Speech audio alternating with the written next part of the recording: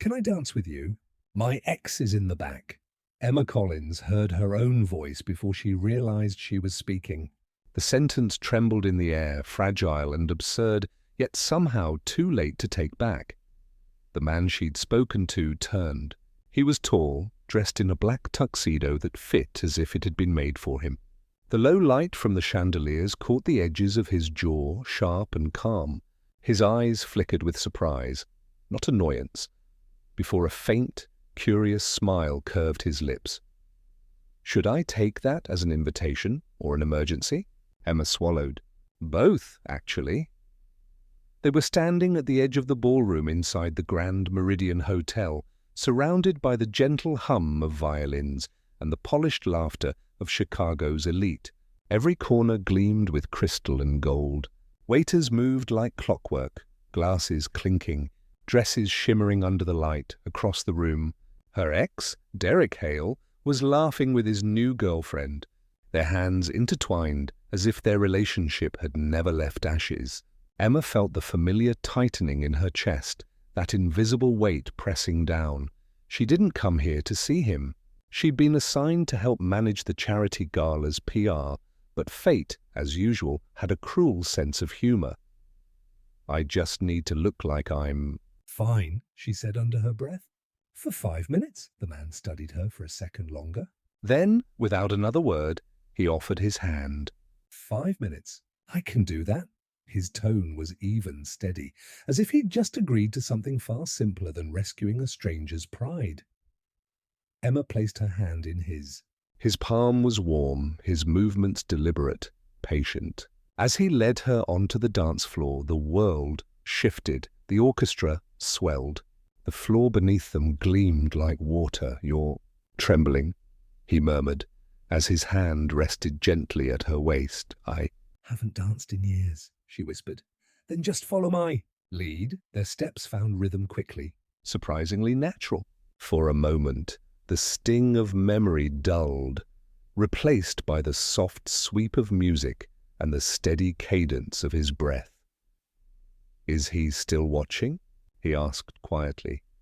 Emma's eyes darted toward the far side of the ballroom. Derek's gaze lingered, his smirk obvious. "Yes?" "Good," the stranger said, the corner of his mouth lifting slightly. "Then let's make him regret it." Emma almost laughed. The sound came out shaky, disbelieving, but it was laughter nonetheless.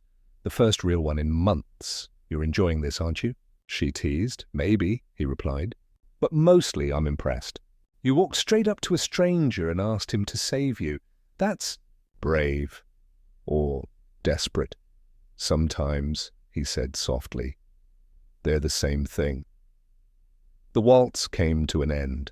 He stepped back, bowing slightly, eyes still on hers. "Feeling better?" She nodded, a faint smile forming. "More than I expected." "Good." And before she could ask his name, he was gone, swallowed by the glittering crowd, leaving her standing under the chandelier's golden glow. For the first time that night, Emma didn't feel small, just awake. Monday morning. The skyline of Chicago glimmered pale gray through the glass windows of Archer Industries. The city was waking up, coffee cups steaming on sidewalks, taxis honking through the drizzle. But inside the 34th floor, everything was already in motion. Emma Collins adjusted her ID badge, smoothed her blazer, and tried to shake off the strange warmth that lingered from the night before. It had been just a dance. A small, foolish moment. And yet it kept replaying in her head. The calm voice, the steady hand, the faint smile before he disappeared into the crowd. She sighed and pushed open the glass doors of the marketing division. "Morning, Collins," someone called. "Morning," she replied, forcing a smile. The office was buzzing with preparation for the quarterly strategy meeting. Slides flickering, laptops humming, interns whispering nervously. Archer Industries was known for perfection, and perfection came with pressure. Emma thrived under pressure. At least, that's what she told herself. As she organized her notes, a reflection in the window caught her eye. the faint gleam of her pendant. It had been a gift from Derek years ago. She used to love how it shimmered. Now it just reminded her of everything she had survived. There had been a time when she thought Derek Hale was everything: sharp, ambitious, charming. He'd promised her the world, then slowly took it apart. Confidence first, then trust. By the time he left, she had to rebuild herself from the ruins he left behind. And she did, brick by brick, promotion by promotion. Now she was the youngest department head in the company. She had earned every inch of ground she stood on. Still, a small part of her couldn't forget that she had once been that girl. Trembling, Unsure, asking a stranger to dance. "Big day," her assistant Lauren whispered. "Rumor says the CEO's joining the meeting today." Emma looked up. "Mr. Archer. He hasn't been in one of these for months." Lauren shrugged. "Guess today's special." Emma returned to her slides, but her pulse ticked faster. Everyone at Archer Industries had heard stories about Ethan Archer, the elusive CEO who built the company from a garage startup to a national empire. Brilliant, ruthless, private. No one knew much about his personal life, only that he hated small talk and rarely appeared in public. The conference room filled quickly. The air was thick with tension and ambition. Emma took her seat at the front row, glancing at the sleek silver clock. 9:02 a.m. the door opened. Conversations fell silent. A man stepped in, tall and composed, wearing a charcoal grey suit that matched his quiet authority. His presence was calm but commanding, the kind of presence that made people instinctively straighten their backs. Emma's pen slipped from her hand. It was him, the stranger from the gala, the man who'd danced with her while her ex watched. For a heartbeat, the room disappeared, the murmurs, the papers, even the ticking clock. There was only that instant of recognition, sharp and undeniable. His eyes met hers. No flicker of surprise, no smile, just that same unreadable calm, as if he had known this was coming all along. "Good morning," he said, voice smooth and steady. "Let's begin." Emma forced herself to breathe, fingers tightening around her notebook. The dance was over. The real performance had just begun. 2 weeks later, the sky over Chicago was the color of slate, rain sliding down the glass walls of Archer Tower. Inside, the hum of keyboards and quiet conversations filled the open-plan office. The Monday rush had begun. Emma Collins sat at her desk, scanning through her inbox when her phone buzzed from Ethan Archer. Subject: New campaign initiative. Message: Collins, I'd like you to lead the upcoming Future Forward project. "Let's discuss at 2 p.m. in conference room 7, her breath caught. Lead the project? The Future Forward campaign was the company's flagship initiative for the year. High profile, high pressure, and directly under the CEO's supervision. By the time she entered the conference room, Ethan was already there, standing by the window with a cup of black coffee. He didn't look up right away, just said quietly, "You're 5 minutes early." "I like that," Emma tried to sound composed. "I wasn't sure how punctual you preferred your chaos, Mr. Archer." A flicker of amusement crossed his face, brief but unmistakable. "Controlled chaos," he replied. "That's where innovation lives." They dove into the project.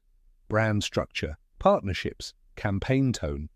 Emma spoke with precision, her voice gaining confidence as she presented her ideas.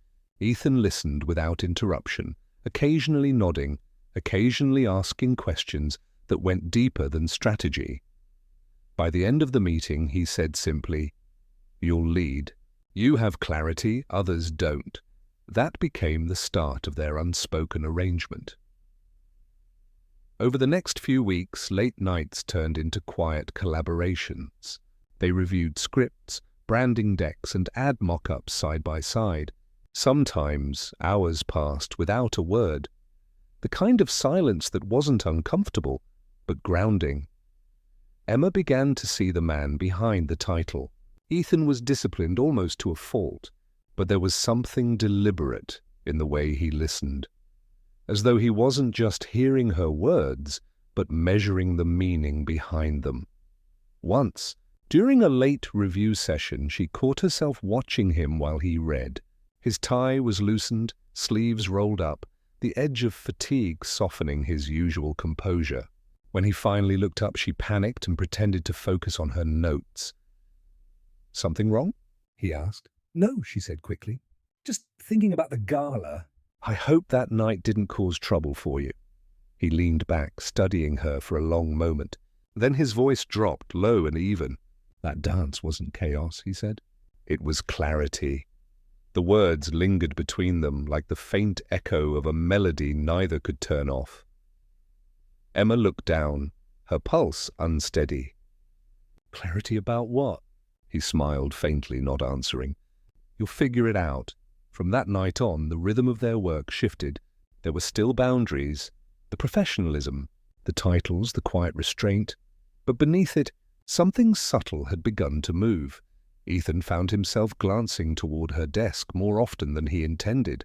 When she spoke in meetings, he caught the rare ease in her voice, the way she came alive when she believed in an idea. And every time he saw that spark, something inside him wanted to protect it. Not as her boss, as something else entirely. A month later, Archer Industries was sponsoring another charity gala, this time at the Skyline Conservatory, a glittering glass dome overlooking the Chicago River. Emma hesitated at her reflection in the mirror before leaving home. The invitation hadn't come from the marketing department. It had come directly from Ethan's office. She could still hear his calm voice from earlier that week.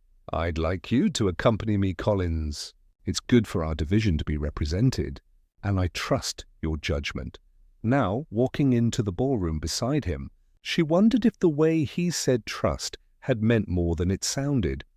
The night shimmered with polished conversation and champagne laughter.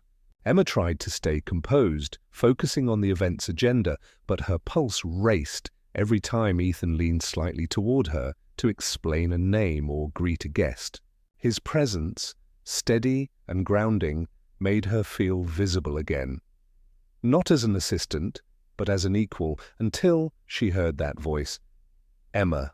Her heart froze. She turned, and there he was. Derek Hayes, perfect smile, crisp tuxedo. The man who'd once promised forever and left her questioning her worth. "Didn't expect to see you here," he said smoothly before turning toward Ethan. "Mr. Archer, an honor. I'm interviewing next week for the PR manager position." Ethan's expression didn't change, but the flicker in his eyes said enough. He shook Derek's hand, calm and unreadable. "Pleasure to meet you." "Enjoy the evening." The rest of the night passed in a blur. Emma tried to focus on the speeches, the donors, the soft music. But her stomach twisted every time she caught Derek watching her from across the room. Ethan noticed. He didn't press her for answers, but his usual calm felt protective now. After the event, they stood outside beneath the glittering lights of the city. The chill of early spring brushed through the air. Ethan broke the silence first. "That man, Derek, you knew him?" Emma's throat tightened. "He was someone I used to care about." He studied her face for a long moment. "Did he hurt you?" She swallowed hard. "Let's just say he was good at making me doubt everything, including myself." Ethan's jaw flexed, subtle but visible. "Then he doesn't belong anywhere near this company." "It's fine," she whispered, forcing a smile. "I'm not that girl anymore." But when she got home that night, she wasn't so sure. Something about Derek's reappearance didn't feel coincidental. The way he'd known about the job opening, the way he'd looked at Ethan. It all felt rehearsed. The next morning, Ethan's instincts told him the same. He rarely ignored intuition, the thing that had built his empire and protected it. Sitting alone in his office, he pulled up the internal candidate list for the PR department and saw Derek Hayes' name, recommended by none other than Victoria Lane, Senior Marketing Director. Victoria. Ambitious, charismatic, ruthless, and increasingly threatened by Emma's rise. He leaned back in his chair, eyes narrowing at the screen. "So that's how it is," he murmured. By noon, he had already contacted the company's internal audit team to review Victoria's recent activity logs. He didn't say why, not yet. But something inside him shifted. This wasn't just about business anymore. It was about protecting someone who'd already been broken once. That evening, as Emma worked late in her office, unaware of what was unfolding, she received a message from Ethan. "Don't let anyone shake your confidence, Collins." "Not again." She stared at the screen, the faintest tremor in her hands. For the first time in a long while, she didn't know who she could trust. Not even herself. 2 months later, the corridors of Archer Industries felt colder. Or maybe that was just how Emma perceived them now. Ethan had been away for weeks, sent to handle a major PR crisis at the company's West Coast division. His absence left a vacuum no one dared to fill. Without his quiet steadiness, the walls seemed to whisper. It started small. A few glances in the hallway, the hush of conversations that stopped when she walked by. Then came the murmurs. She's only in that position because she's close to the boss. By the end of the month, the whispers had become accusations. Victoria Lane played her part perfectly. She appeared sympathetic, always the concerned superior. "Emma, people are talking," she said one morning in her honeyed tone. "It might be best for you to stay low until this all clears up." "We can't afford any distractions." Emma clenched her jaw, holding back the urge to scream. "What exactly are they saying? That your promotion and your access to Mr. Archer might not be entirely professional?" The words hit harder than she expected, even though part of her had seen it coming. Derek's reappearance had not been random. He and Victoria had orchestrated it, feeding rumors, twisting truths, using her silence against her. Soon, HR called her in for a temporary suspension pending review. No accusations were formalized, but the implication was clear. She was being pushed out. When Emma walked out of the building that day, her ID badge heavy in her pocket, it felt like déjà vu. The same sense of humiliation she'd felt years ago when Derek had gaslighted her into believing she wasn't enough. Only this time, the betrayal came from a place she'd finally started to trust again. For a while, she stayed offline, ignoring calls from colleagues. Her small apartment became both refuge and cage. She told herself that Ethan would return soon, that once he did, the truth would surface. But weeks passed. No message. No word. Then one grey Tuesday afternoon, her phone lit up with a familiar name. Ethan Archer. For a long moment, she just stared at it. Her heart wanted to answer, but her pride didn't. She let it ring until it stopped. Minutes later, a second message appeared. "I just got back. I heard what happened. Please, let me explain." She deleted it without reading further. That night, rain drummed against her window as she sat in the dark, clutching the mug of untouched tea. Every memory of the past months replayed. The late-night meetings, the quiet laughter, the way he'd said, "I trust your judgment." Maybe he meant it. Maybe he didn't. Either way, she was once again the woman left standing alone in the storm. At Archer Tower, Ethan stared at his empty office, anger simmering beneath the surface. He'd come back to chaos. Victoria, smug in her control, the board divided, and Emma, gone. He tried calling her again, but the number went straight to voicemail. "Emma, it's me. I should have been here. I'm so sorry." The silence on the other end cut deeper than words. For the first time in years, Ethan felt powerless, not because of a business loss, but because he had failed someone who trusted him. And somewhere across the city, Emma whispered to herself, almost bitterly, "I believed him when he said he'd protect me." But in the end, belief wasn't enough. 3 weeks later, the city was in full spring bloom, but Emma felt none of it. She'd stopped checking her work email, stopped following company updates. Until one morning, a knock came at her apartment door. When she opened it, Ethan stood there, coat unbuttoned, rain in his hair, exhaustion in his eyes. "Before you close the door," he said quietly, "just hear me out." Emma hesitated. The last time she'd seen him, she'd been escorted out of Archer Tower like a criminal. "What could you possibly say that changes what's already done?" He held her gaze. "That I believe you, and that I need your help." Her laughter was sharp, disbelieving. "You need my help?" "Yes," he said simply, "to end this, for both of us."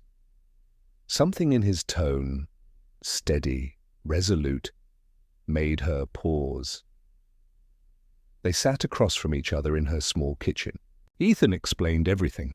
The traces he'd found in internal reports, financial inconsistencies linked to Victoria Lane, and a quiet transfer of shares connected to Derek Adams. "She's been using him to undermine you," Ethan said. "But he's been using her too. They planned to manipulate the board and take 30% of the company once your name was ruined." Emma frowned. "Why tell me this?" "Because no one else knows how deep it goes, and you're the only person he'll trust enough to talk freely around." The plan was dangerous. Simple in words, risky in execution. Emma would agree to meet Derek, pretending to reconsider working with him and Victoria. The meeting would be recorded, discreetly. A part of her wanted to refuse, but another part, the part that had spent sleepless nights defending her integrity in silence, knew this was the only way to reclaim it. "Fine," she said at last. "But when this ends, I'll walk away from Archer. From all of it." Ethan's eyes softened. "Just don't walk away before you win." The meeting was set 2 nights later at an old bar on West Monroe, the same one she and Derek used to visit back when she still believed his lies. Derek arrived early, smug as ever. He leaned back in the booth, smiling as she slid into the seat across from him. "So," he said, swirling his drink, "you finally realized who your real allies are." Emma forced a small smile. "Let's just say I'm done playing the good employee," he chuckled. "Victoria always said you were too soft. But don't worry, once we take the 30%, you'll have all the credit you want. She won't even see it coming." Emma's pulse quickened, but her expression never changed. She nodded, feigning interest, letting him talk. Derek leaned closer, voice low. "We've already moved some of the shares through her department. By the time the board finds out, it'll be too late." "And Ethan Archer? He's too blind to see it. Is that so?" she asked softly. "Absolutely," he said. "He still thinks you're the problem." "That's what makes this so easy." When she finally walked out into the night, her heart was pounding. But the small recorder in her purse was still blinking red. 3 days later, the boardroom was silent except for the faint hum of the projector. On the screen, Derek's voice filled the room. "Victoria always said you were too soft. Once we take the 30%, she won't even see it coming." Every face turned toward Victoria Lane. Her mask of composure cracked as the words continued to play. When the recording ended, Ethan looked up from his seat at the head of the table. "Effective immediately," he said calmly. "Victoria Lane is terminated, and Mr. Adams is permanently barred from any association with Archer Industries." No one objected. Across the room, Emma sat quietly, hands clasped in her lap.